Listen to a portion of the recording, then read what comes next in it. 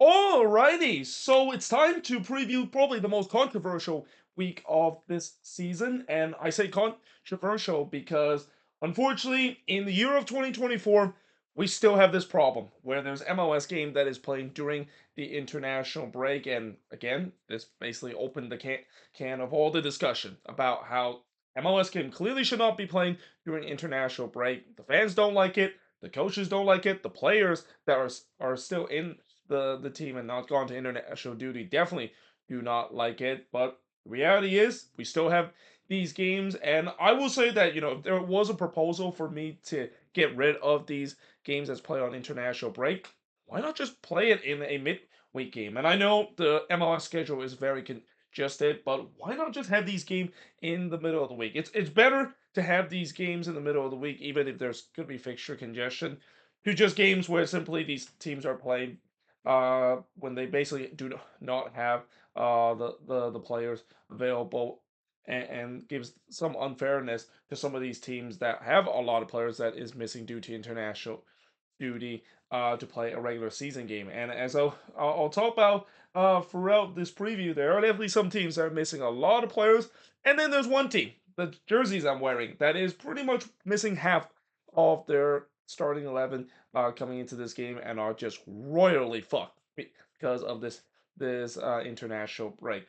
Now we start off with the New England Revolution versus the New York Red Bulls, and by the way, all these game is going to be done by 8:30 p.m. Eastern, 5:30 p.m. Pacific. So there's a small chance that I can actually do the review of these video on Saturday. Though I said that, and then I realized that I'm actually going to be ground hopping on Saturday. So most likely I'll basically do the review on Sunday, and it's just going to be like a one-part review. But we'll start off with the New England Revolution versus the New York Red Bulls. So New England 3-1-10, whereas the Red Bulls is 8-5-3. The good news for New England is that they have officially hit double-digit point last match week. The bad news is they're still dead last in the league. It's still sitting in that wooden spoon spot. Now, coming into this game, I will say that there is a time where New England gets to play against the New York Red Bulls. This might be the time to do so because I think besides Minnesota, the Red Bulls are probably one of the teams that is the most effective because of this international break. But in terms of all-time record, 41, 21, and 34 in favor of New England. And of course, players missing due to international duty. We got Ismail Bajategovic, Noah Buck, and Henrik Ravis missing for New England. Whereas for the Red Bulls, they're not going to have their main goalkeeper, Carlos Cornell. They're not going to have one of their center back in Noah Ellie. They're not going to have Emo Frostberg, and he's probably going to be out for a bit because of the Euros. Oh, the same goes for Lewis Morgan as well. Though we'll see whether or not if he does make the Scotland team in Euros 2024, and then they also won't have Don Token as well. So yeah, those are definitely some big names that the Red Bulls are missing. Pretty much almost half of their starting 11. So yeah, this should be interesting to see how it goes. Again, I would not be surprised we're gonna see some very strange resort and some wacky resort, and this might be one of those games where yeah, pretty much the Red Bulls are gonna have to almost kind of play it like a Red Bulls two team in this game against New England, and this is where the Revs will desperately need to get wins to get themselves off the foot of the MLS table. It's a big opportunity to do so, especially with them playing at home. Now, moving on, we got Sporting KC versus the Seattle Sounders. So, Sporting KC 2-5-9, whereas the Sounders 4-6-6. And as I mentioned before in my video, talk about the 10-game winless run for Sporting KC. This is an opportunity for them to once again end the 10-game winless run against the same team that they ended last season. And I've also said I apologize to Seattle Sounders fans the fact that yeah, because I made that video, most likely they might be the team that and Sporting KC 10-game winless run for the second year running.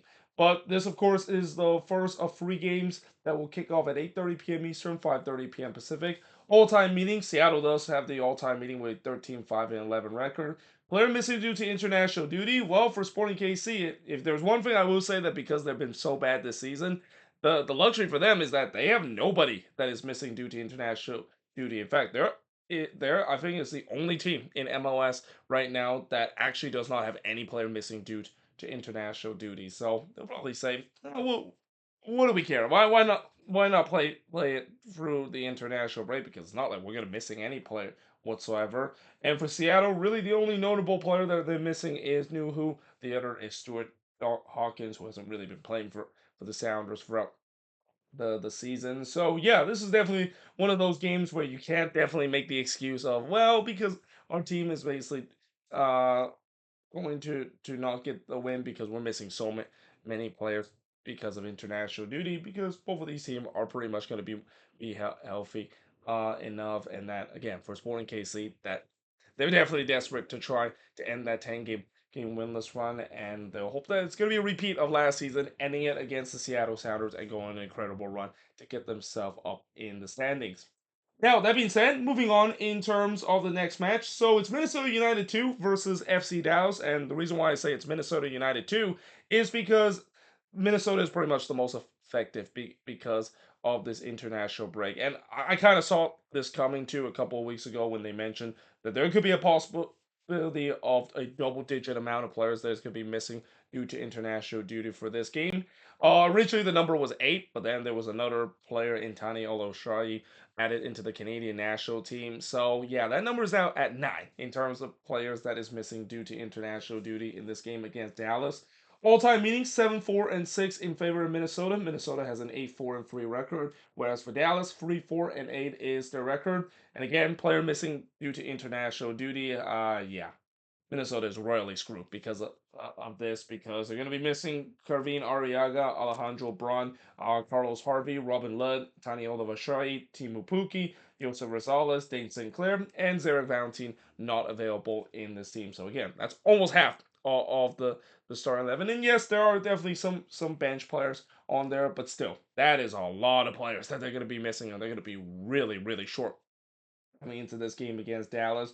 Whereas for Dallas, the only players they're missing is Noah Norris and Carl Sante, and that, yeah, again, this is just so unfortunate that Minnesota is putting into the spot, and especially this is actually one of the game in hand. They have teams above them. Yeah, that's kind of brutal to see that, they have the game in hand, and it has to be played during a time when they're pretty much missing half of their team because of international duty. But this is also a good opportunity for a lot of these young guys, and this is also where whatever happened in this game, I'm not going to be too upset if they do lose this game. Well, as long as they don't just get absolutely blown out in this game against Dallas, which, I don't think that might be the case because Dallas has been having their issue in terms of goal scoring.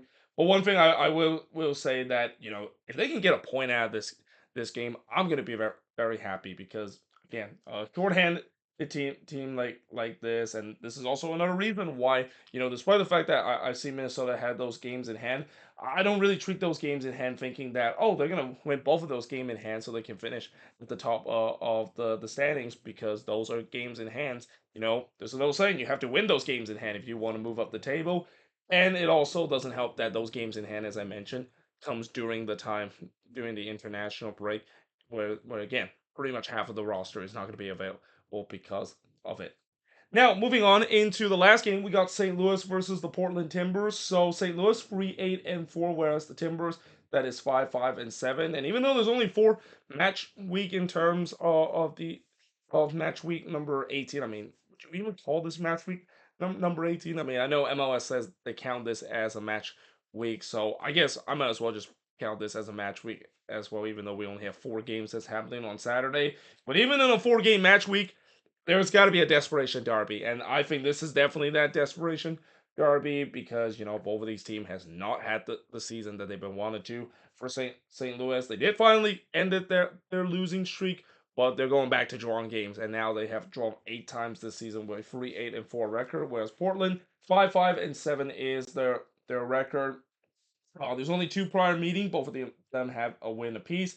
And players missing due to international duty for St. Louis. The only player that's missing due to international duty is Kyle Hebert, which is kind of surprising because I thought Roman Berkey might be missing due to international duty with the Swiss national team, but I guess that's not the case in this situation. But for the Portland Timbers, they're not going to have Miguel Araujo, Maxime Crepeau, and Kamal Miller in this team. Most likely, those latter 2 players are going to be a player that they're going to be missing, even doing Copa America as well. I think this goes the same for Miguel or Arujo as well. But there are definitely some pieces that they're going to be missed. Though I'm pretty sure Timbers fans are probably happy to see that Kamal Miller is going to be nowhere near this team because yeah, he has not had a great season for the Portland Timbers. Though you could argue the entire back line has not had a great season for the Portland Timbers this season. So yeah, again, it's kind of a desperation derby. Both of these teams need wins to trying to get themselves massive 3 points to stay within the playoff line, and we'll see who, of course, will get it in this one. But there you have it. That is pretty much it for my quick preview of these games. And yeah, hope you guys enjoyed this video. If you do, make sure you guys like, smash the subscribe button. Again, originally I was thinking about doing the review right after when all these games is over, but again, I'm gonna be ground hopping tomorrow, so most likely I'll do the review on Sunday. And that, yeah, I'll tell you what, we're getting to a part of the year where outside of MLS, there's a lot of excitement in the game of soccer or in other country called football because the Euros is coming up. In fact, I think the Euros is going to start in a couple of days, and then we all have Copa America that's going to be happening here in the U.S. I'm going to be actually attending a couple of Copa America games, so I'm definitely looking forward to it. Though unfortunately, none of them is going to be involving the U.S. I mean, I was thinking about maybe attending one, maybe in Kansas City or even in Atlanta. It's just the travel cost is just way too expensive, and I'll probably just stay in the West Coast in terms of watching some of the or attending some of these Copa America games. So games it's down at SoFi Stadium and Levi Stadium. Those are two stadiums that I can definitely afford to go. Maybe even think about if I can go to a game at Legion Stadium as well. But in terms of going to the East Coast, that's kind of out of the question. Consider the airfare is just super expensive, and not to mention that doesn't even include the hotel fees, and then of course on top of the tickets prices for Copa America, that is just ridiculously expensive in some of these games. And also, some might say, well, why don't you just go to some of these cheaper Copa America game? Well, I mean, I could, but it's like, would it be justified to go to a Copa America game between lesser opponent in the East Coast if the airfares and hotels is going to be expensive?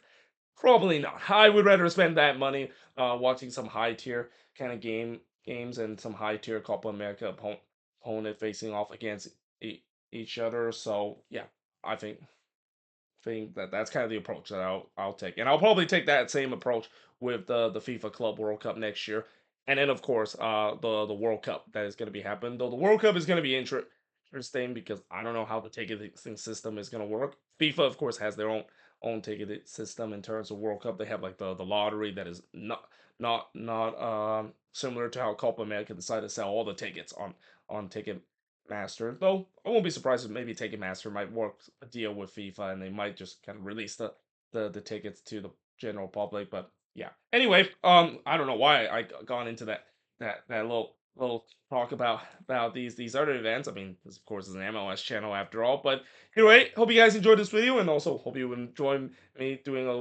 little random rambling about the Euros and Copa America. But yeah, hope you guys enjoyed this video. If you do, make sure you guys like, smash the subscribe button, and yeah, I of course will see you guys next time.